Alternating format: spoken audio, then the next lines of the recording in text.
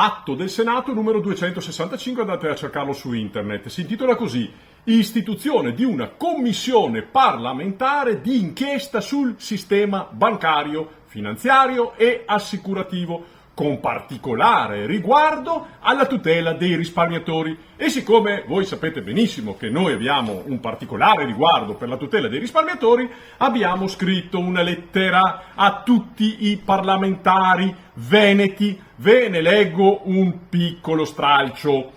Riterremmo utile che la commissione, qualora istituita, come auspichiamo, venga incaricata anche di monitorare le attività di liquidazione degli istituti predetti che sono stati posti in liquidazione coatta amministrativa al fine di assicurare che queste attività siano svolte in modo migliore, nel modo migliore e più trasparente possibile. Sì, e perché abbiamo fatto questo? Lo ribadisco, perché all'interno ci sono miliardi di partecipazioni pagate con i soldi dei cittadini e noi all'interno di queste liquidazioni, soprattutto per quanto riguarda la Veneto Banca, abbiamo già notato qualcosa che ci sembra poco chiaro. Per questo abbiamo fatto degli esposti alla Procura di Treviso perché faccia degli approfondimenti, ma sarebbe il caso che anche la politica si occupasse, la politica che deve essere attaccata al territorio, si occupasse di questa vicenda. Per questo motivo noi vi chiediamo di appoggiare la nostra iniziativa